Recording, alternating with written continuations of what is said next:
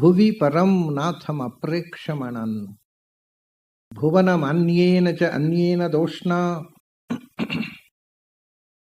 ಭವತು ಭೀರ್ಮಾ ಇತಿ ನ ಸಾಂತ್ವಯಂತಂ ಪ್ರಣತವಾನ್ ಪ್ರಾಣಿನಾಂ ಪ್ರಾಣಭೂತಂ ಪ್ರಣತಿಭಿಃ ಪ್ರೀಣಯೇ ಪೂರ್ಣಬೋಧಂ ಪೂಜಂತಂ ರಾಮರಾಮೇತಿ ಮಧುರಂ ಮಧುರಾಕ್ಷರಂ ಆರುಹ್ಯ ಕವಿತಾ ಶಾಖಾಂ ವಂದೇ ವಾಲ್ಮೀಕಿ ಕೋಕಿಲಂ. ನನ್ನ ಅಧ್ಯಾತ್ಮ ಬಂಧುಗಳೇ, ವಾಲ್ಮೀಕಿ ರಚನೆ ಮಾಡಿದ ರಾಮಾಯಣ, ಅದರ ರಚನೆ ಹೇಗಾಯಿತು, ಅದರ ಹಿಂದೆ ಇದ್ದಂತಹ ವಾಲ್ಮೀಕಿಯ ಸ್ಫೂರ್ತಿ ಏನು, ಪ್ರೇರಣೆ ಏನು, ಅದರ ರಚನೆಯಾದ ಮೇಲೆ ವಾಲ್ಮೀಕಿಯ ತುಡಿತಗಳೇನು, ಒಂದು ರೀತಿಯಿಂದ ವಾಲ್ಮೀಕಿಯ ವ್ಯಕ್ತಿಯ ಹಿನ್ನೆಲೆಯನ್ನು ನಿನ್ನೆ ನಾವು ನೋಡಿದೆವು. ಇವತ್ತು ನಾವು ರಾಮಾಯಣದ ಕಥಾಪ್ರವೇಶ, ಕಥೆ ಅಂದರೆ ಕಥೆ ಅಲ್ಲ, ಯಾಕೆಂದರೆ ನಾನು ರಾಮಾಯಣದ ಕಥೆಯನ್ನು ಅನುಕ್ರಮವಾಗಿ ತಮ್ಮ ಮುಂದೆ ಹೇಳ್ತಾ ಇಲ್ಲ. ಅದರ ವ್ಯಕ್ತಿ ಚಿತ್ರಣ ಆಗುವಾಗ ಕಥೆ ಬರುತ್ತೆ. ಮತ್ತು ಇನ್ನೊಂದೇನು ಅಂದರೆ, ರಾಮಾಯಣದ ಕಥೆ ಪ್ರಾಯ ಎಲ್ಲರಿಗೂ ಗೊತ್ತಿರುತ್ತೆ.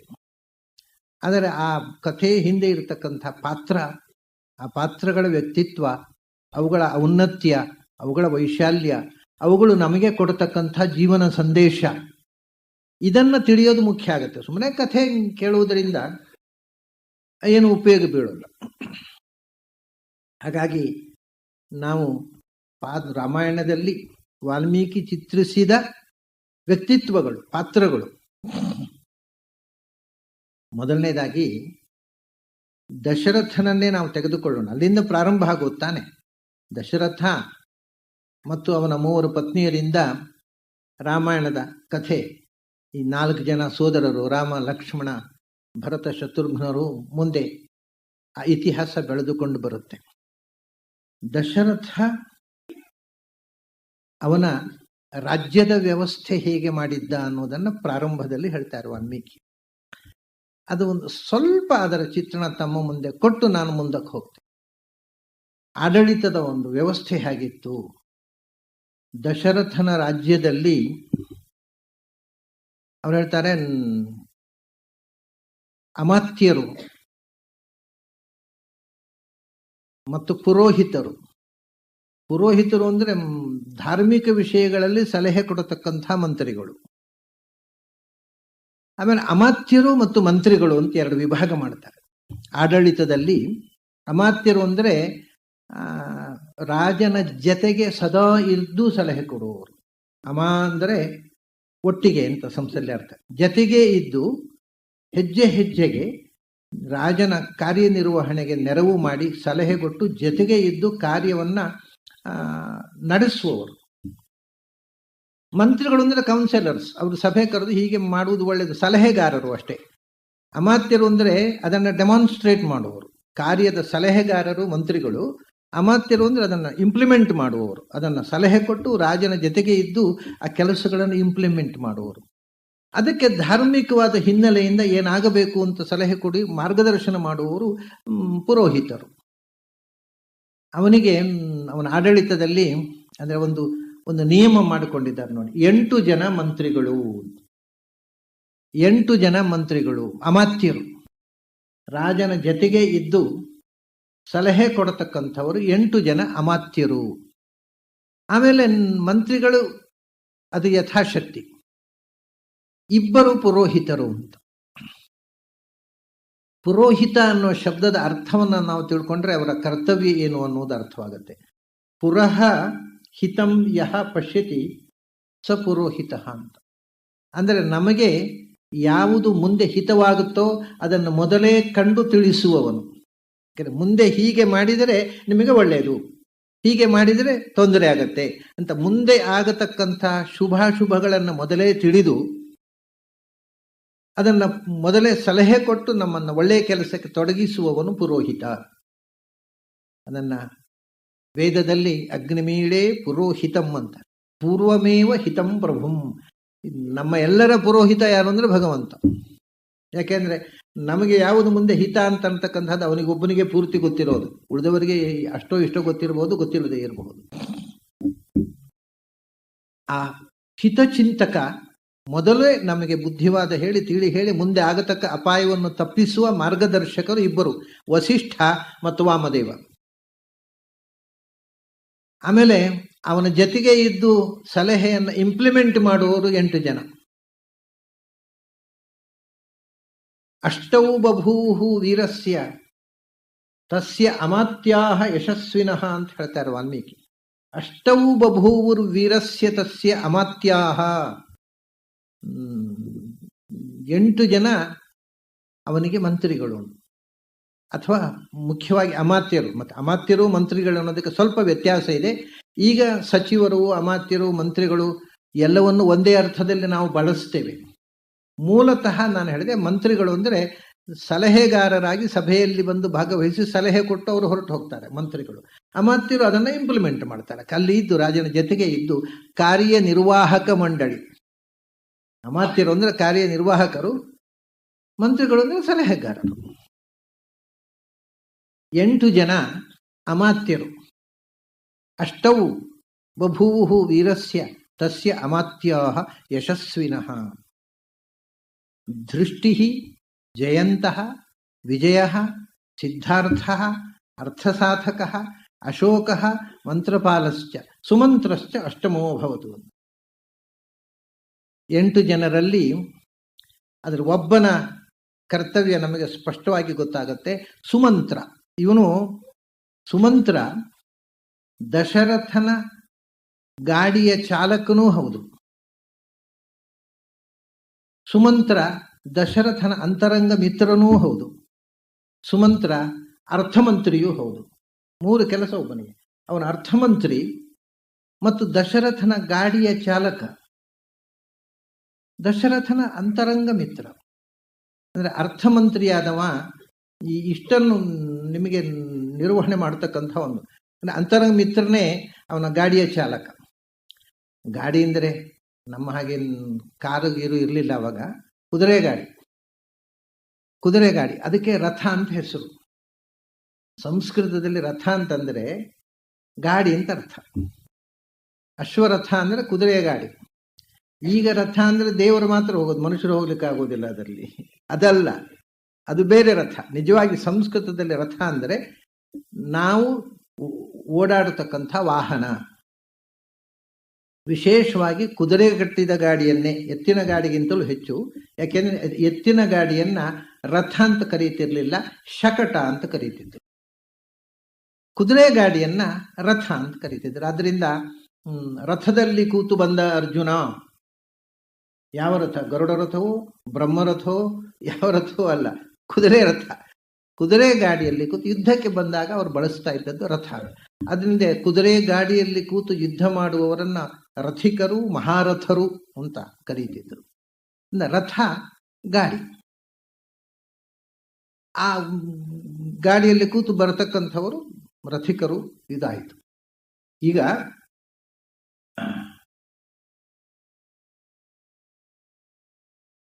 ದಶರಥ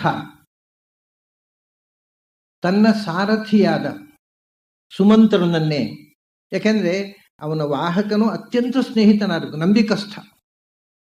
ಅರ್ಥಮಂತ್ರಿಯು ಅತ್ಯಂತ ನಂಬಿಕಸ್ಥ ಆಗಬೇಕು. ಹಾಗಾಗಿ ಅರ್ಥಮಂತ್ರಿ ಮತ್ತು ರಥದ ವಾಹಕ ಮತ್ತು ಅವನ ಅಂತರಂಗ, ಈ 3 ಜನರು ಒಬ್ಬನೇ. ಅಲ್ಲಿ ಸುಮಂತ್ರ ಅರ್ಥಮಂತ್ರಿಯಾಗಿದ್ದ. ಉಳಿದವರು ಯಾವ್ಯಾವ ಶಾಖೆಯ ಮಂತ್ರಿಗಳಾಗಿದ್ದರು ಹೇಳುವುದಿಲ್ಲ. ಆದರೆ ಅವನ ದೃಷ್ಟಿ, ಜಯಂತ, ವಿಜಯ, ಸಿದ್ಧಾರ್ಥ, ಅರ್ಥಸಾಧಕ, ಅಶೋಕ, ಮಂತ್ರಪಾಲ ಮತ್ತು ಸುಮಂತ್ರ ಅಂತ ಇವರು 8 ಜನ. ಸುಮಂತ್ರಶ್ಚ ಅಷ್ಟಮೋ ಭವತು. ಅವನ ಅಮಾತ್ಯರು ಅಂದರೆ ಅವನ ಜೊತೆಗೇ ಇದ್ದು ರಾಜಕೀಯ ಕಾರ್ಯನಿರ್ವಾಹಕರು ವಸಿಷ್ಠ ಮತ್ತು ವಾಮದೇವ.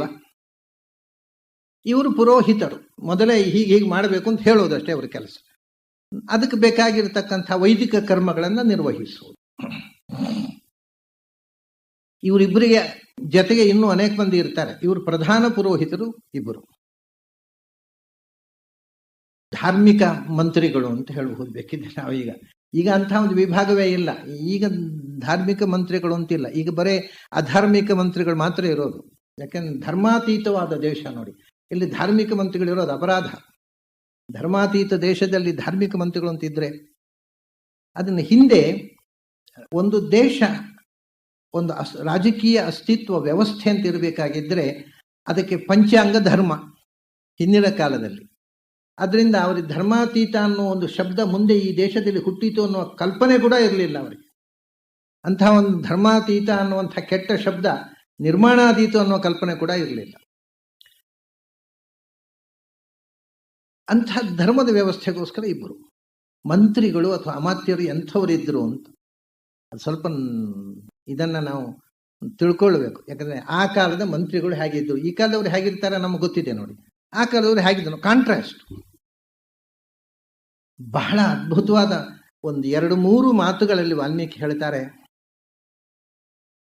ಕ್ರೋಧಾತ್ ಕಾಮಾರ್ಥ ಹೇತುರ್ವಾ ನಬ್ರೂಯುಹು ಅನೃತಂ ವಚಃ. ಮಂತ್ರಿಗಳು ಅಥವಾ ಅಮಾತ್ಯರು, ರಾಜನಿಗೆ ಕಾರ್ಯನಿರ್ವಾಹಕರು ಹೇಗಿರಬೇಕು ಅಂದರೆ ಅಂಥವ್ರು ಇದ್ರಂತೆ. ಹೇಗಿರಬೇಕು ಮಾತ್ರ ಅಲ್ಲ, ದಶರಥನ ಮಂತ್ರಿಗಳು ಹಾಗೆ ಇದ್ರು. ಹೇಗೆ? ಕ್ರೋಧಾತ್ ಕಾಮ ಅರ್ಥಹೇತೋರ್ವಾ ನಬ್ರೂಯುಹು ಅನೃತಂ ವಚಃ. ಯಾವ ಮಂತ್ರಿಯೂ ಕೂಡ ಒಂದು ಹೇಳಿಕೆ ಕೊಟ್ಟು ನಾಳೆ ದಿವಸ ನಾನು ಹಾಗೆ ಹೇಳಲೇ ಇಲ್ಲ ಅಂತ ಅದನ್ನು ಡಿನೈ ಮಾಡ್ತಿರ್ಲಿಲ್ಲ.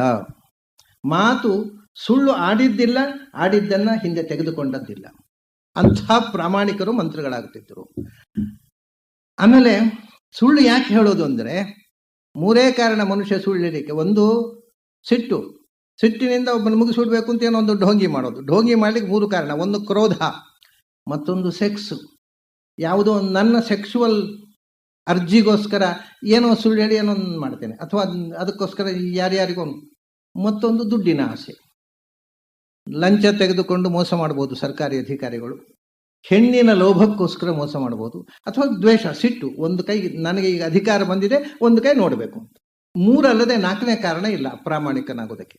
ರಾಜಕೀಯ ಅಧಿಕಾರಿಗಳಲ್ಲಿರುವ ದೋಷ 3: ಕ್ರೋಧಾತ್ ಕಾಮ ಅರ್ಥ ಹೇತೋರ್ವ. ಒಂದು ದುಡ್ಡಿನ ಆಸೆ, ಬೇಕಾದಷ್ಟು ಲಂಚ ಕೊಡ್ತಾರೆ, ಅವ್ರಿಗೆ ಹೇಳಿದಾಗ ಮಾಡೋಣ. ಇಲ್ಲ ಹೆಣ್ಣಿನ ಪ್ರಲೋಭನೆ. 3ನೇದ್ದು ಸಿಟ್ಟು, ದ್ವೇಷ. ಅವ್ರು ನನಗೆ ಹೀಗೆ ತೊಂದರೆ ಮಾಡಿದ್ದಾರಲ್ವ, ಈಗ ನನಗೆ ಪವರ್ ಬಂದಿದೆ, ಒಂದು ಕೈ ನೋಡಿಬಿಡಬೇಕು. ಈ 3 ಕಾರಣದಿಂದ ರಾಜಕೀಯದಲ್ಲಿ ತಪ್ಪುಗಳು ನಡೀತವೆ. ಅದನ್ನ ನಮ್ಮ ಕಣ್ಣು ಮುಂದೆ ನಡೆದ್ರು ಕೂಡ ಇವತ್ತು ನಾವು ಅದೆಲ್ಲ ಅವ್ರ ವೈಯಕ್ತಿಕ ವಿಷಯ, ನಮಗೆ ಬೇಡ ಅಂತ ಸುಮ್ಮನೆ ಕೂತ್ ಬಿಡ್ತೇವೆ. ಆದರೆ ದಶರಥನ ಮಂತ್ರಿಗಳ ಒಬ್ಬರಲ್ಲಿಯೂ ಅವರ ಮಂತ್ರಿಗಳು ಕೋಪದಿಂದ, ದ್ವೇಷ ಸಾಧನೆಯಿಂದ ಇನ್ನೊಬ್ಬರ ಮೇಲೆ ಸೇಡು ತೀರಿಸ್ತಿರ್ಲಿಲ್ಲ, ಅಥವಾ ಕಾಮಕ್ಕೆ ಬಲಿಯಾಗಿ, ದುಡ್ಡಿಗೆ ಬಲಿಯಾಗಿ ಅನ್ಯಾಯ ಮಾಡ್ತಿರ್ಲಿಲ್ಲ ಸಮಾಜಕ್ಕೆ. ಅಂಥವರು ಮಂತ್ರಿಗಳಾಗಿದ್ದರು ಅಂತ ಖುಷಿಯಾಗತ್ತೆ ಕೇಳಲಿಕ್ಕೆ. ಅಂಥ ಒಂದು ಕಾಲ ಇತ್ತಲ್ವ, ನಮ್ಮ ಕಾಲದಲ್ಲಿ ಇಲ್ಲದೇ ಇದ್ರು ಅಂಥ ಒಂದು ಕಾಲ ಇತ್ತಲ್ವ ಅಂತ ಕೇಳಿ ಸಂತೋಷಪಟ್ಟು. ಕಾಮಾತ್ ಕ್ರೋಧಾತ್ ಅರ್ಥಹೇತೋರ್ವ. 3 ನೋಡಿ, ಸೆಕ್ಸು, ದುಡ್ಡು ಮತ್ತು ಕೋಪ, ಸಿಟ್ಟು, ದ್ವೇಷ. ಈ 3ರಿಂದ ರಾಜಕೀಯ ಹೊಲಸೆ ಗಬ್ಬು ನಾತ ಹೊಡೆಯುವುದೇ ಈ 3ರಿಂದ. ಆದರೆ ಈ 3ಕ್ಕೂ ದಶರಥನ ಅಮಾತ್ಯರು ಬಲಿಗಳಾಗ್ತಿರ್ಲಿಲ್ಲ. ಯಾವ ಕಾಲಕ್ಕೂ ಅವರು ಸಿಟ್ಟಿಗೆ ಒಳಗಾಗಿ ತಪ್ಪು ನಿರ್ಧಾರ ತೆಗೆದುಕೊಳ್ತಿರ್ಲಿಲ್ಲ, ರಾಗದ್ವೇಷಗಳಿಂದ, ಅಥವಾ ಕಾಮಕ್ಕೆ ಒಳಗಾಗಿ, ಅಥವಾ ದುಡ್ಡಿನ ಆಸೆಗೆ ಒಳಗಾಗಿ. ನಬ್ರೂಯುಹು ಅನೃತಂ. ಯಾವತ್ತೂ ದಾರಿ ತಪ್ಪುತ್ತಿರ್ಲಿಲ್ಲ, ಸುಳ್ಳು ಹೇಳ್ತಿರ್ಲಿಲ್ಲ, ಅಪ್ರಾಮಾಣಿಕವಾಗಿ ನಡೆದುಕೊಳ್ತಿರ್ಲಿಲ್ಲ. ಇದು ಒಂದು ದೇಶವನ್ನು ಆಳ್ತಕ್ಕಂಥವರಿಗೆ ಬೇಕಾಗಿರ್ತಕ್ಕ ಬಹಳ ಶ್ರೇಷ್ಠವಾದ ಗುಣ. 2ನೇದು ಹೇಳ್ತಾರೆ, ತೇಷಾಂ ಅವಿದಿತಂ ಕಿಂಚಿತ್ ಸ್ವೇಷು ನಾಸ್ತಿ ಪರೇಶುವ. ಎಷ್ಟು ವೆಲ್ ಇನ್ಫಾರ್ಮ್ಡ್ ಅಂತ ಒಬ್ಬ ಮಂತ್ರಿಯಾದವನು ಎಷ್ಟು ಖಚಿತವಾದಂತಹ ದೇಶದ ಒಳ ಹೊರಗಿನ ಸುದ್ದಿ ಗೊತ್ತಿರಬೇಕು ಅಂದರೆ ಅವರು ಸ್ಪೈಯಿಂಗ್ ಅಂತ ಹೇಳ್ತೇವೆ ನಾವು. ಗೂಢಚರರಿಂದ ಪ್ರತಿಯೊಂದು ವಿಷಯವನ್ನೂ ತಿಳಿದು ಅದಕ್ಕೆ ತಕ್ಕ ವ್ಯವಸ್ಥೆ ಮಾಡ್ತಾ ಇತ್ತು. ಇದನ್ನು ನಾವು ಮುಂದೆ ರಾಮನ ಕಥೆಯಲ್ಲಿ ಕೂಡ ನೋಡ್ತೇವೆ. ರಾಮಚಂದ್ರ ಗೂಢಚರರನ್ನು ಕಳಿಸ್ತಿದ್ದ. ಯಾಕೆಂದ್ರೆ ಯಾರ್ಯಾರು ಏನೇನು ಮಾಡ್ತಾರೆ ಅವ್ರನ್ನ ಬಗ್ಗು ಬಡಿಲಿಕ್ಕಲ್ಲ. ರಾಮಚಂದ್ರನ ನನ್ನ ಬಗ್ಗೆ ಜನರು ಏನು ಅಭಿಪ್ರಾಯ ಪಡ್ತಾರೆ, ನನ್ನ ಬಗ್ಗೆ ಅವ್ರಿಗೆ ಏನಾದರೂ ಆಕ್ರೋಶ ಇದ್ರೆ ಅಥವಾ ನನ್ನ ತಪ್ಪನ್ನು ಜನರು ಹೇಳ್ತಾ ಇದ್ರೆ ಅದನ್ನು ತಿದ್ದಿಕೋಬೇಕಪ್ಪ ನಾನು. ಇದು ರಾಮಚಂದ್ರನ ಗೂಢಚರ್ಯೆ. ಜನರ ಅಭಿಪ್ರಾಯವನ್ನು ಕೇಳಿಕೊಂಡು ಬರ್ರಿ ಅಂತ ಕಳಿಸ್ತಿದ್ದಂತೆ. ಯಾಕೆಂದ್ರೆ ನನ್ನದೇನಾದ್ರೂ ತಪ್ಪಿದ್ರೆ ತಿದ್ದಿಕೊಳ್ತೀನಿ ನಾನು. ರಾಮಚಂದ್ರ ಹೀಗೆ ಮಾಡಿದ, ಹೀಗೆ ಮಾಡಬಾರದಿತ್ತು ಅಂತ ಯಾರಾದ್ರು ಹೇಳಿದರೆ ದಯವಿಟ್ಟು ನನ್ನ ಹತ್ರ ಬಂದು ಹೇಳಿ. ಭವಭೂತಿ ಬಹಳ ಅದ್ಭುತವಾದ ಒಂದು ಪ್ರಸಂಗವನ್ನು ಚಿತ್ರಣ ಮಾಡ್ತಾನೆ. ಅವನ ದೂತ ಒಬ್ಬ ಬರ್ತಾನೆ, ರಾಮಚಂದ್ರ. ಮುಂದಿನ ಕಥೆ ನಾನು ಪ್ರಸ್ತಾವನೆ ಸುಮ್ಮನೆ ಹೇಳ್ತಾ ಇದ್ದೇನೆ. ಅವನು ದೂತ ಒಬ್ಬ ಬರ್ತಾನೆ. ಜನ ಏನಂತಾರಪ್ಪ ಅದಕ್ಕೆ ಹೇಳ್ತಾನೆ ಅವ, ಇಲ್ಲ, ನಿಮ್ಮ ಆಡಳಿತವನ್ನು ನೋಡಿದ ಜನ ನಿಮ್ಮ ತಂದೆಯ ಆಡಳಿತವನ್ನು ಮರೆತು ಬಿಟ್ಟಿದ್ದಾರೆ. ಅಷ್ಟು ಚೆನ್ನಾಗಿ ನೀವು ಆಡಳಿತ ಮಾಡ್ತಾ ಇದ್ದೀರಿ, ಜನ ಬಹಳ ಸಂತೋಷ ಪಟ್ಟಿದ್ದಾರೆ ಅಂತ. ಮೊದಲೇ ಅದು ಪ್ರಾರಂಭವೇ ಅಂದ್ರೆ ರಾಮಚಂದ್ರನ ಒಂದು ಸೌಜನ್ಯ ಎಂಥದ್ದು ಅಂತ. ಅವನು ಆ ದೂತ ಇದ್ದಾನಲ್ಲ, ರಾಮಚಂದ್ರ ಸಣ್ಣ ಮಗುವಾಗಿದ್ದಾಗಿನಿಂದ ಅರಮನೆಯಲ್ಲಿ ಕೆಲಸಕ್ಕಿದ್ದವ. ಅವಾಗೆಲ್ಲ ರಾಮಭದ್ರ ರಾಮಭದ್ರ ಅಂತ ಕರೀತಾ ಇದ್ದವ. ಸರಿ, ಇವನು ಈಗ ರಾಮಚಂದ್ರ ಪಟ್ಟಾಭಿಷಿಕ್ತನಾದ. ಇವನು ದೂತನನ್ನ ಕಳಿಸಿದ್ದಾನೆ. ಬಂದಾಗ ತಕ್ಷಣ ಅವನು ಬಾಯಲ್ಲಿ ಬರೋದು ರಾಮಭದ್ರ ರಾಮಭದ್ರ ಅಂತ ಹೇಳಿದ್ರು. ಅಯ್ಯೋ, ನಾನು ಮಹಾರಾಜರನ್ನ ಕರೀತಾ ಇದ್ದೇನೆ, ತಪ್ಪು ಅಂತಕೊಂಡು ಅಲ್ಲಿಗೆ ಬಾಯಿ ಕಚ್ಚಿಕೊಂಡು ನಾಲಿಗೆ ಕಚ್ಚಿಕೊಂಡು ಮಹಾರಾಜ ಅಂತಾನೆ. ತಕ್ಷಣ ರಾಮ ಹೇಳ್ತಾನೆ, ನೀನು ನಾನು ಚಿಕ್ಕಂದಿನಿಂದ ನೀನು ಇದ್ದವನಲ್ವಪ್ಪ, ನನ್ನನ್ನು ಮಗುವಾಗಿದ್ದಾಗಲೂ ರಾಮಭದ್ರ ಅಂತ ಕರೆದವನಲ್ವಾ. ರಾಮಭದ್ರ ಇತ್ಯೇವ ಮಾಂ ಶೋಭತೆ ಮಾಂ ಪ್ರತ್ಯುಪಚಾರ. ನೀನು ಮಹಾರಾಜ ಅಂತ ಕರಿಬಾರ್ದು, ರಾಮ ಅಂತ ಕರಿ, ನನಗೆ ಸಂತೋಷ ಆಗತ್ತೆ ಅಂತಾನೆ ರಾಮ. ಕಡೆಗೆ ಆಯ್ತು, ಏನು ಕಥೆ, ಜನರು ನಿನ್ನನ್ನು ಎಲ್ಲರೂ ಹೊಗಳ್ತಾ ಇದ್ದಾರೆ. ಮಹಾರಾಜ ದಶರಥನ ಆಡಳಿತವನ್ನು ನಾವು ಮರೆಯುವಂತೆ ಆಗಿ ಹೋಯಿತು. ಅರ್ಥವಾದ ಏ ವೈಷಃ ದೋಷಂತು ಮೇ ಕಂಚಿತ್ ಕಥೆಯ. ರಾಮ ಹೇಳೋದು ಇದು ಹೊಗಳಿಕೆಯ ಮಾತು. ಹೊಗಳಿಕೆಯ ಮಾತು ನನಗೆ ಬೇಕಿಲ್ಲ. ನಾನು ತಪ್ಪು ಮಾಡಿದ್ದೇನಾದರೂ ಜನರು ಹೇಳಿದ್ರೆ ಹೇಳು, ತಿದ್ದಿಕೊಳ್ತೇನೆ. ಪ್ರಶಂಸೆ ಉಬ್ಬು, ಅದಕ್ಕೆ ನಾನು ಉಬ್ಬುವವನಲ್ಲ. ಜನ ಅಧಿಕಾರದಲ್ಲಿರೋರನ್ನು ಹೊಗಳಿಯೇ ಹೊಗಳ್ತಾರೆ, ಯಾಕೆಂದ್ರೆ ಕೆಲಸ ಆಗುತ್ತೆ. ಹೊಗಳಿಕೆಯ ಮಾತನ್ನ ನನಗೆ ರಿಪೋರ್ಟ್ ಮಾಡಬೇಡ ಅಂತಾನೆ ರಾಮ. ಯಾರಾದ್ರೂ ನನ್ನನ್ನು ಹೊಗಳಿದ್ರೆ ಅದನ್ನ ಹೇಳಬೇಡ, ನನಗೆ ಅದು ಬೇಕಿಲ್ಲ. ಆದ್ರೆ ನನ್ನಲ್ಲಿ ಏನಾದ್ರು ನನ್ನ ಆಡಳಿತದಲ್ಲಿ ಲೋಪದೋಷಗಳಿದ್ದರೆ ಅದನ್ನು ತಿದ್ದಿಕೋಬೇಕು ನಾನು, ಅದನ್ನು ಹೇಳು. ಹೀಗೆ ನೋಡಿ, ಆ ಸ್ಪೈಯಿಂಗಿನ ಹಿಂದೆ ಕೂಡ ಇದ್ದ ಪ್ರಾಮಾಣಿಕತೆ ಏನು ಅಂದ್ರೆ, ನಮಗಾಗದೇ ಇದ್ದವ್ರು ಏನು ಮಾಡ್ತಾರೆ ಅದನ್ನು ತಿಳ್ಕೊಂಡ್ ಬಾ ಅಂತಲ್ಲ. ಹಾಗೆ ಇಲ್ಲಿ ಕೂಡ ತೇಷಾಂ ಅವಿದಿತಂ ಕಿಂಚಿತ್ ಸ್ವೇಷು ನಾಸ್ತಿ ಪರೇಷು ವಾ. ಸ್ವೇಷು ತಮ್ಮ ರಾಜ್ಯದಲ್ಲಿ ಅಥವಾ ಪರೇಷು ಶತ್ರುಗಳ ರಾಜ್ಯದಲ್ಲಿ, ಪರದೇಶಗಳಲ್ಲಿ, ಸ್ವದೇಶಗಳಲ್ಲಿ ಎಲ್ಲಿ ಕೂಡ ಎಲ್ಲಿ ಏನು ನಡೆದಿದೆ ಅನ್ನುವಂಥ ವಿಷಯ ತೇಷಾಂ ಅವಿದಿತಂ ನಾಸ್ತಿ, ಅವರಿಗೆ ಅದರ ಗೊತ್ತಿಲ್ಲದೆ ಇದ್ದ ವಿಷಯವೇ ಇಲ್ಲ. ಹಾಗೆ ದೇಶ ವಿದೇಶಗಳ ಎಲ್ಲ ವ್ಯವಹಾರಗಳ ಸೂಕ್ಷ್ಮಾತಿ ಸೂಕ್ಷ್ಮಗಳನ್ನ ಅಭ್ಯಾಸ ಮಾಡಿದವರು.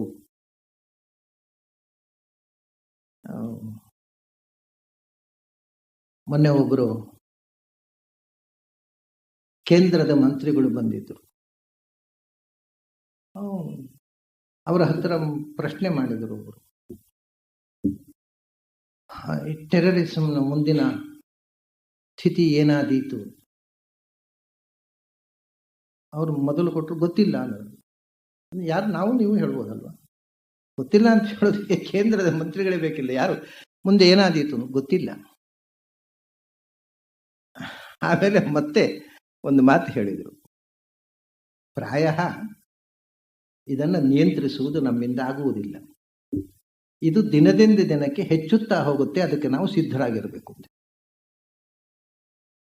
ಟೆರರಿಸಂ ನಾವು ಈಗ ನೋಡಿದ್ದು ಕಮ್ಮಿ, ಇದಕ್ಕಿಂತ ಉಗ್ರವಾದ ಟೆರರಿಸಮ್ ಅನ್ನ ನಾವು ನೋಡಬೇಕಾಗತ್ತೆ.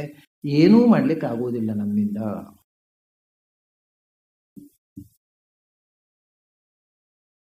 ಆಮೇಲೆ ಏನೆಲ್ಲ ವಿಷಯ ಬಂತು ಕೇಳಿ, ಕೆಲವು ವಿಷಯ ನನ್ನ ಇನ್ಫಾರ್ಮೇಶನ್ ಇಲ್ಲ, ನನಗದು ವಿಷಯವೇ ಗೊತ್ತಿಲ್ಲ, I did not come across, ಹೀಗೆಲ್ಲ ಏನೋ ಹೇಳ್ತಿದ್ದೆ. ಇರ್ಲಿ ಬಿಡಿ, ಯಾಕೆಂದ್ರೆ ತೇಷಾಂ ಅವಿದಿತಂ ಕಿಂಚಿತ್ ಸ್ವೇಷು ನಾಸ್ತಿ ಪರೇಷುವ.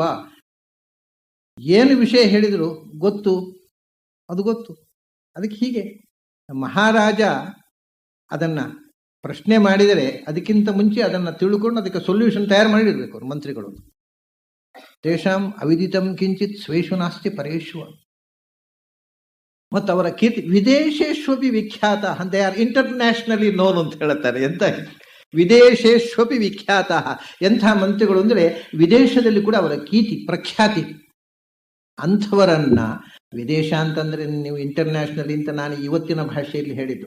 ಆಗ ವಿದೇಶ ಅಂದ್ರೆ ಈ ದೇಶದ ಇನ್ನೊಂದು ದೇಶವನ್ನು ವಿದೇಶ ಅಂತ, ದೇಶದಲ್ಲೇ ಇನ್ನೊಂದು ಆಡಳಿತ, ಮತ್ತೊಬ್ಬ ರಾಜ್ಯವನ್ನು ವಿದೇಶ ಅಂತ ಹೇಳ್ತಿದ್ರು. ಆದರೆ ಒಳ್ಳೆಯ ಶಬ್ದ ಇದು. ನಾವು ಈಗ ವಿದೇಶ ಅಂದ್ರೆ ವಿದೇಶೇಶು ವಿಖ್ಯಾತ. ವಿದೇಶಕ್ಕೆ ಹೋಗುವುದು ಅಂದ್ರೆ ಭಾರತದಲ್ಲಿ ಇನ್ನೂ ರಾಜ್ಯಕ್ಕೆ ಹೋಗುವುದನ್ನು ಯಾರು ವಿದೇಶ ಅನ್ನೋದಿಲ್ಲ, ಈ ದೇಶದಿಂದ ಬೇರೆ. ಹಾಗೆ ವಿದೇಶೇಶು ವಿಖ್ಯಾತ. ಅವನ ಮಂತ್ರಿಗಳು ಎಷ್ಟು ವಿಖ್ಯಾತರು ಅಂದರೆ ದೇಶಾಂತರಗಳಲ್ಲಿ ವಿದೇಶಗಳಲ್ಲಿ ಕೂಡ ಪ್ರಖ್ಯಾತರಾದವರು. ಯಾಕೆ? ಸರ್ವತೋ ಬುದ್ಧಿ ನಿಶ್ಚಯಾತ್. ಯಾವುದು ಹೇಗೆ ಮಾಡಬೇಕು ಅನ್ನುವಂಥ ಬೌದ್ಧಿಕತೆಯಲ್ಲಿ ಪರಾಕಾಷ್ಠೆಯನ್ನು ಮುಟ್ಟಿದವರು, ಮಹಾಬುದ್ಧಿವಂತರು, ಮಹಾ ನಿಸ್ವಾರ್ಥವಾಗಿ ಅವರಿಗೆ ಸ್ವಂತ ಹೇಳಿದಲ್ಲ, ಧರ್ಮಾರ್ಥ ಕಾಮಗಳಿಗೂ ಸ್ವಂತಕ್ಕೋಸ್ಕರ ಯಾವ ಆಸೆಯೂ ಇಲ್ಲದೆ ದೇಶಹಿತಕ್ಕೋಸ್ಕರ ತಮ್ಮ ಬದುಕನ್ನು ಅರ್ಪಿಸಿದ ಮಹಾಮೇಧಾವಿಗಳು, ಜಗದ್ವಿಖ್ಯಾತರಾದವರು ಮಂತ್ರಿಗಳಿದ್ದರು. ಅಲ್ಲ, ಆ ಕಾಲದ ವಾಲ್ಮೀಕಿ ಒಂದು ದೇಶದ ಆಡಳಿತದ ಬಗ್ಗೆ ಕೊಡತಕ್ಕ ಚಿತ್ರಣ ಎಷ್ಟು ಪರ್ಫೆಕ್ಟ್ ಆಗಿದೆ ನೋಡಿ. ಸರ್ವತೋ ಬುದ್ಧಿ ನಿಶ್ಚಯಾತ್ ವಿದೇಶೇಶ್ವಪಿ ವಿಖ್ಯಾತ. ಅಂಥ ಮಂತ್ರಿಗಳು, ವಸಿಷ್ಠ ಪುರೋಹಿತರ, ಇವರೆಲ್ಲ ಏನು ಆಗಿದೆ ಅನ್ನೋದನ್ನು ಮಾತ್ರ ತಿಳಿಯುವವರು. ಈ 8 ಮಂದಿಯ ಮಾತ್ಯರು ತಿಳಿದು ಏನು ಆಗಬೇಕು ಅಂತ ಸಲಹೆ ಕೊಡುವವರು. ವಸಿಷ್ಠ ಮತ್ತು ವಾಮದೇವರು ಹಾಗಲ್ಲ, ಏನು ಆಗುತ್ತೆ ಅನ್ನುವುದನ್ನು ತಿಳಿಯಬಲ್ಲವರು. ಯಾಕಂದ್ರೆ ಋಷಿಗಳು ಅಂದರೆ ತ್ರಿಕಾಲಜ್ಞಾನಿಗಳು. ಒಂದು ವಿಷಯ ಏನು ಅಂತಂದರೆ, ನಮ್ಮ ಮನಸ್ಸಿಗೆ ಕಾಲದ ಬೇಲಿಯನ್ನು ಮೀರಿ ಗ್ರಹಿಸುವ ಶಕ್ತಿ ಇದೆ. ಭೂತವನ್ನು ಗ್ರಹಿಸಬಲ್ಲುದು, ಅದು ಭವಿಷ್ಯವನ್ನು ಗ್ರಹಿಸಬಲ್ಲುದು. ಆದರೆ ನಾವು ಅದನ್ನು ಗ್ರಹಣ ಮಾಡತಕ್ಕಂತಹ ಶಕ್ತಿಯನ್ನ ಕಳ್ಕೊಂಡಿದ್ದೇವೆ. ನಿಜವಾಗಿ ಮನಸ್ಸಿಗೆ ಆ ಶಕ್ತಿ ಇದೆ. ನಿಮಗೆ ನಾನು ಒಂದು ಘಟನೆ ಹೇಳಬೇಕು. ನಾನು ನನ್ನ ಪರಿಚಿತರೊಬ್ಬರು, ನಮ್ಮ ಊರಿನವರೇ. ಅವರು ಚಿಕ್ಕವರಿದ್ದಾಗ ಬಡತನ, ಅವರಿಗೆ SSLC ಆಯಿತು. ಆಮೇಲೆ ಅಲ್ಲೇ ಉಡುಪಿಯಲ್ಲಿ ಹಾಸ್ಪಿಟಲ್ನಲ್ಲಿ ಮೇಲ್ ನರ್ಸ್ ಆಗಿ ಕೆಲಸಕ್ಕೆ ಸೇರಿದ್ರು. ಅವನು ಯಾವಾಗಲೂ ರಾತ್ರಿ ಮಲಗಿದ್ರೆ ಕನಸು ಅವರಿಗೆ. ಕನಸಿನಲ್ಲಿ ಏನೋ ಈ ಕಡೆಯಿಂದ 4 ಟ್ರ್ಯಾಕು, ಆ ಕಡೆಯಿಂದ 4 ಟ್ರ್ಯಾಕ್, 8 ಟ್ರ್ಯಾಕಿನ ರಸ್ತೆಗಳು, ಭಾರೀ ವಿಶಾಲವಾದ ರಸ್ತೆಗಳು. ರಸ್ತೆ 2 ಸೈಡ್ನಲ್ಲಿಯೂ ಕೂಡ ಗಗನಚುಂಬಿಗಳಾದ ಕಟ್ಟಡಗಳು, ಸ್ಕೈ ಸ್ಕ್ರೇಪರ್ಸ್ ಅಂತಾರ. ಅವ್ರಿಗೆ ಉಡುಪಿ ಬಿಟ್ಟು ಅವ್ರ ಜನ್ಮದಲ್ಲಿ ಎಲ್ಲಿಯೂ ನೋಡಿಲ್ಲ, ಅಂಥ ರಸ್ತೆಯನ್ನು ನೋಡಿಲ್ಲ, ಅಂಥ ಕಟ್ಟಡವನ್ನು ನೋಡಿಲ್ಲ. ಕನಸಿನಲ್ಲಿ ಕಾಣೋದು. ಅವ್ರು ಯೋಚನೆ ಮಾಡಿದ್ರು, ಏನೋ ನನ್ನ ಮನಸ್ಸಿನಲ್ಲಿ ಇಂಥ ಕಟ್ಟಡಗಳು, ಇಂಥ ರಸ್ತೆಯ ಬಗ್ಗೆ ಮನಸ್ಸಿನ ಆಸೆಯೇ ಕಟ್ಟಡ ಕಾಣುತ್ತೇನೋ ಕನಸಿನಲ್ಲಿ. ಮತ್ತೆ ಎಲ್ಲಿ ನನ್ನ ಜೀವಮಾನದಲ್ಲಿ ನಾನು ಇಂಥ ರಸ್ತೆ ನೋಡಿಲ್ಲ. ಯಾಕೆಂದ್ರೆ ಉಡುಪಿ ಮಂಗಳೂರು ಬಿಟ್ಟು ಅದರ ಆಚೆ ಹೋದವರಲ್ಲ ಅವರು. ಆವಾಗ ಉಡುಪಿ ಮಂಗಳೂರಿನಲ್ಲಿ ಹಡಿ ಮನೆಗಳೇ ಕಮ್ಮಿ, ಸ್ಕೈ ಸ್ಕ್ರೇಪರ್ಸ್ ಬಿಡಿ. ಇದನ್ನು ನಾನು ಹೇಳಿದ ಸುಮಾರು 50 ವರ್ಷ ಹಿಂದಿನ ಕಥೆ. ಈಗ ಅವರಿಗೆ ಅಲ್ಲ 50 ಆಗಿರ್ಲಿಕ್ಕಿಲ್ಲ, ಒಂದು 40 ವರ್ಷ, ಈಗ 60 ವರ್ಷ.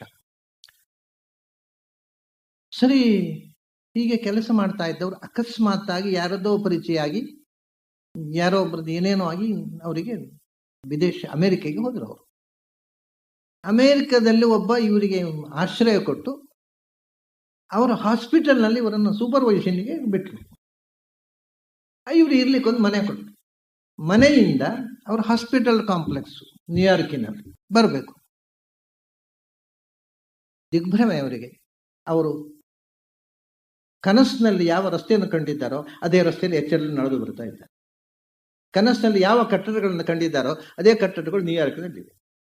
ಎಚ್ಚರದಲ್ಲಿ ಕಂಡದ್ದು ಮತ್ತೆ, ಕನಸಿನಲ್ಲಿ ಕಂಡದ್ದು ಮೊದಲು. ಹೇಗೆ ಅಂದರೆ ಅವರ ಮನಸ್ಸು ಮೊದಲೇ ನ್ಯೂಯಾರ್ಕ್ ನೋಡಿ ಬಂತು, ಮತ್ತೆ ಅವರ ದೇಹ ಹೋದದ್ದು. ಅದನ್ನು ಹಾಗಾದ್ರೆ ಸುಪ್ತ ಪ್ರಜ್ಞೆಯಲ್ಲಿ ಅದು ಖಂಡಿತ ಅವರಿಗೆ. ಸುಪ್ತ ಪ್ರಜ್ಞೆಯಲ್ಲಿ ಇದ್ದದನ್ನು ಜಾಗೃತಗೊಳಿಸುವುದು ಯೋಗ ಸಿದ್ಧಿಯಿಂದ ಸಾಧ್ಯ ಇದೆ. ಅದನ್ನೇ ನೀವೀಗ ಹಿಪ್ನೋಟಿಕ್ ಕಂಡೀಷನ್ ಅಲ್ಲಿ ಒಬ್ಬನನ್ನ ಹಿಪ್ನೋಟೈಸ್ ಮಾಡಿ ಅವಂತ ಕೇಳಿದ್ರೆ ಹೇಳ್ತಾನೆ, ನಾಳೆ ಹೀಗಾಗತ್ತೆ.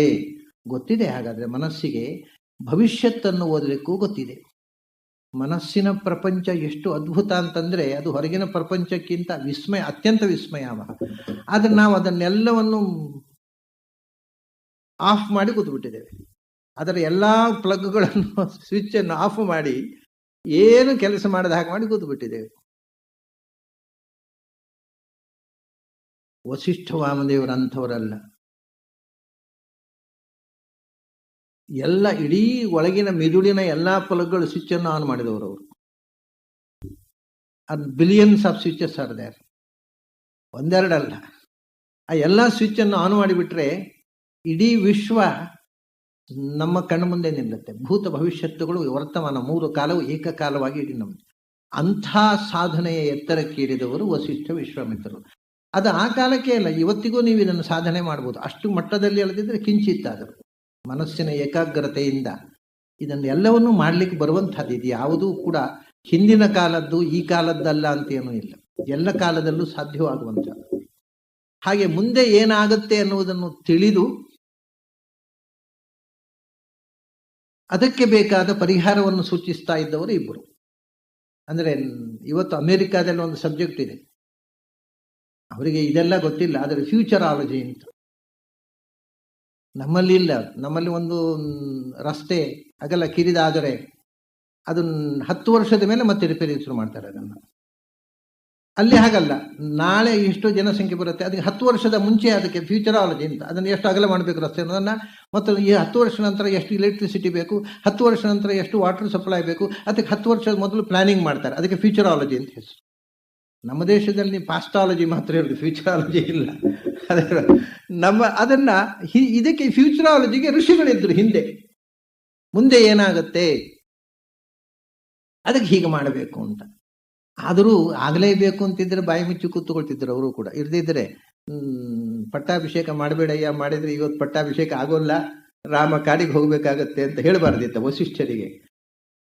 ಹೋಗ್ಬೇಕು ಅಂತಿತ್ತು ಅವರಿಗೆ, ಅದನ್ನು ಹೇಳಲಿಲ್ಲ. ಭಗವಂತನ ಇಚ್ಛೆಗೆ ವಿರುದ್ಧವಾಗಿ ಇವರು ಭವಿಷ್ಯ ಹೇಳಬಾರದು. ಅದಕ್ಕೆ ಭಗವಂತನ ಸಂಕಲ್ಪಕ್ಕೆ ತಪ್ಪಗೆ ಕೂತರು, ಮಾತಾಡಲಿಲ್ಲ. ಗೊತ್ತಿದ್ದು ಗೊತ್ತಿಲ್ಲದವರಂತೆಗಳು ಏನು ಹೇಳಲಿಲ್ಲ ವಸಿಷ್ಠರು. ಆದರೆ ಮುಂದೆ ಏನಾಗಬೇಕು ಅನ್ನೋದು ಗೊತ್ತಿದ್ದಂಥ ಇಬ್ಬರು ಮಹಾನ್ ವ್ಯಕ್ತಿಗಳು ಅವರಿಗೆ ಮಾರ್ಗದರ್ಶಕರಾಗಿದ್ದರು. ಆಮೇಲೆ ಇಂಥ ಆಡಳಿತ ಹೇಳ್ತಾರೆ ವಾಲ್ಮೀಕಿ, ದಶರಥನ ಆಡಳಿತ ಅನ್ನೋದು ಒಂದು ಆದರ್ಶವಾದ ಆಡಳಿತವಾಗಿತ್ತು. ಅವನ ಆಡಳಿತ ಕಾಲದಲ್ಲಿ ಯಾವ ಕೊರತೆಯೂ ಇರಲಿಲ್ಲ ಜನಕ್ಕೆ. ಆದರೆ ದಶರಥನಿಗೆ ಮಾತ್ರ ಕೊರತೆ ಇತ್ತು ಅಂತ. ಏನು ಅಂದ್ರೆ ನನ್ನ ಮಕ್ಕಳಿಲ್ಲ. ಎಲ್ಲ ಆಡಳಿತ ಅಷ್ಟು ಸುಲಲಿತವಾಗಿದೆ, ಆನಂದಮಯವಾಗಿದೆ, ಯಾರಿಗೂ ಏನೂ ಸಮಸ್ಯೆ ಇಲ್ಲ. ದಶರಥನಿಗೆ ಮಕ್ಕಳಿಲ್ಲ. 3 ಜನ ಹೆಂಡಂದಿರು. ಅದರ ಮಧ್ಯೆ ಒಂದು ವಿಷಯ ಹೇಳಬೇಕು ನಾನು. ಸಾಮಾನ್ಯವಾಗಿ ಏನು ತಿಳ್ಕೊಂಡಿದ್ದಾರೆ ಜನ ಅಂತಂದರೆ, ಮೊದಲನೇ ಹೆಂಡತಿ ಕೌಸಲ್ಯೆ, ಸಾಮಾನ್ಯ ಜನರ ಕಲ್ಪನೆ.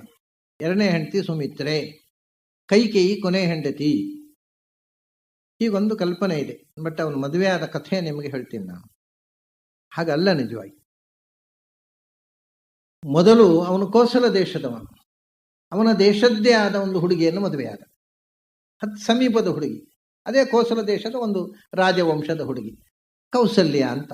ಅವಳ ಹೆಸರು ಹಿಂದಿನ ಕಾಲದಲ್ಲಿ ಆ ದೇಶದ ಹೆಸರಿನಿಂದಲೇ ಕರೀತಾ ಇದ್ರು ನೋಡಿ. ಕೇಕೆ ದೇಶದವಳು ಕೈಕೇಯಿ, ಮದ್ರ ದೇಶದವಳು ಮಾದ್ರಿ, ಗಾಂಧಾರ ದೇಶದವಳು ಗಾಂಧಾರಿ, ಕುಂತಿ ದೇಶದವಳು ಕುಂತಿ, ಕೋಸಲ ದೇಶದವಳು ಕೌಸಲ್ಯ. ಅವ್ರ ನಿಜವಾದ ಹೆಸರು ಏನು ಅಂತ ಇವತ್ತಿಗೂ ಗೊತ್ತಿಲ್ಲ ಯಾರಿಗೂ. ಆಯಾ ದೇಶದ ರಾಜಕುಮಾರಿಯನ್ನು ದೇಶದ ಹೆಸರಿನಿಂದಲೇ ಕರೀತಿದ್ರು. ಹಾಗೆ ಇವನು ಕೋಸಲ ದೇಶದ ರಾಜ. ಆ ಕೋಸಲ ದೇಶದ ಒಬ್ಬ ಮಾಂಡಲಿಕನ ಮಗಳನ್ನು ಮದುವೆಯಾದ. ಮೊದಲು ತಮ್ಮ ಊರಿನವಳೆ ಹುಡುಗಿಯನ್ನ, ಕೌಸಲ್ಯನ್ನು ಮದುವೆಯಾದ. ಮದುವೆಯಾಗಿ ಬಹಳ ಸಮಯ ಆಯಿತು, ಮಕ್ಕಳಾಗಲಿಲ್ಲ. ಈ ಕ್ಷತ್ರಿಯರಲ್ಲಿ ಒಂದು ಸಮಸ್ಯೆ ಏನು ಅಂದರೆ, ಅವರಿಗೆ ಮಕ್ಕಳು ಗಂಡು ಮಗು ಬೇಕೇ ಬೇಕು.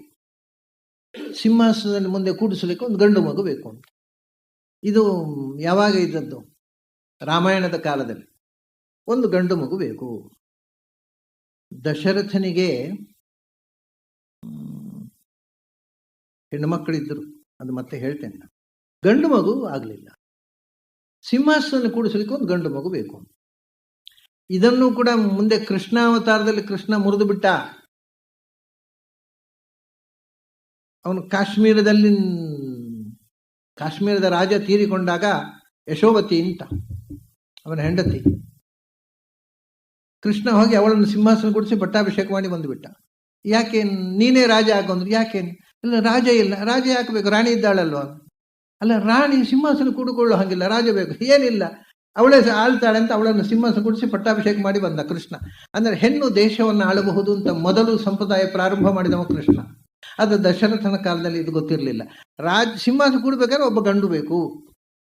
ಅದಕ್ಕೆ ಏನ್ ಮಾಡ್ಬೇಕು, ಮತ್ತೊಂದು ಮದುವೆ ಆದ, ಇನ್ನೊಂದು ಗಂಡು ಮಗು ಆಗ್ಬೇಕಲ್ಲ, ಒಬ್ಬ ರಾಣಿ ಆದ್ಲು, ಮತ್ತೊಂದು ಮದುವೆ ಆದ. ಎರಡನೇ ಮದುವೆ ಆಗುವಾಗ ಏನಾಯ್ತು ಅಂದ್ರೆ ದೂರದ ಹುಡುಗಿಯನ್ನು ಹುಡುಕಿದ. ಕೇಕೆಯ ದೇಶ, ಕೋಸಲ ದೇಶ ಅಂದ್ರೆ ಅದು ಅಯೋಧ್ಯೆ, ಅಲ್ಲೇ ಪರಿಸರದ ದೇಶ. ಕೇಕೆಯ ದೇಶಕ್ಕೆ ಅವನಿಗೆ ಸುದ್ದಿ ಬಂತು. ಎರಡನೇ ಮದುವೆ ಆಗುವಾಗ ಕೇಕೆಯ ದೇಶದಲ್ಲಿ, ಕೇಕೆಯ ದೇಶ ಅಂದ್ರೆ ಈಗಣ ಪಾಕಿಸ್ತಾನ, ಮದ್ರ, ಕೇಕೆಯ, ಸಿಂಧು ದೇಶ, ಸವೀರ ದೇಶ, ಸಿಂಧು ಸವೀರ ದೇಶ ಅಂತ ಬರುತ್ತೆ, ಮದ್ರ ದೇಶ ಅಂತ ಬರುತ್ತೆ, ಕೇಕೆ, ಇವೆಲ್ಲ ಈಗ ಪಾಕಿಸ್ತಾನದ ಭಾಗ. ಹಾಗಾಗಿ ಕೈಕೇಯಿ ಪಾಕಿಸ್ತಾನದ ಹುಡುಗಿ. ಅಂದ್ರೆ ಆ ಇವತ್ತಿನ ಭಾಷೆಯಲ್ಲಿ ಹೇಳುದು, ಆಗ ಏನು ಪಾಕಿಸ್ತಾನ ಇರಲಿಲ್ಲ. ಸರಿ, ಕೇಕೆಯ ದೇಶದಲ್ಲಿ ಒಬ್ಬಳು ಸುಂದರಿಯಾದ ಹುಡುಗಿ ಇದ್ದಾಳೆ. ದಶರಥನಿಗೆ ಮದುವೆ ಆಗುವ ಅಂತ, ಅವಳನ್ನು ಮದುವೆ ಆಗೋಣ. ಸರಿ, ಅಲ್ಲಿಗೆ ದೂತರನ್ನ ಕಳಿಸ್ತಾನೆ, ಪ್ರಸ್ತಾವನೆ. ಆಗ ಒಂದು ಸಮಸ್ಯೆ ಆಗ್ತದೆ. ಕೇಕೆಯ ದೇಶದ ರಾಜನ ಹೆಸರು, ಅದು ಒಂದು ಗುಡ್ಡಗಾಡು ರಾಜ್ಯ, ಸಣ್ಣ ರಾಜ್ಯ, ಇವನು ಮುಂದೆ ಅಂಥ ರಾಜ್ಯವೇ ಅಲ್ಲ ಅದು. ಗುಡ್ಡಗಾಡು ರಾಜ್ಯ. ಅಶ್ವಪತಿ ಅಂತ ರಾಜ, ಕೈಕೇಯಿಯ ತಂದೆ. ಅವನು ಪ್ರಸ್ತಾವ ಬಂದಾಗ ಹೇಳ್ತಾನೆ, ಅಲ್ಲಪ್ಪ, ಒಂದು ಮದುವೆ ಆಗಿದೆ ಅಲ್ವಾ ನಿಮ್ಮ ರಾಜನಿಗೆ, ಈಗ ಎರಡನೇ ಮದುವೆ ಏನು ಕಾರಣ ಬೇಕಲ್ಲ.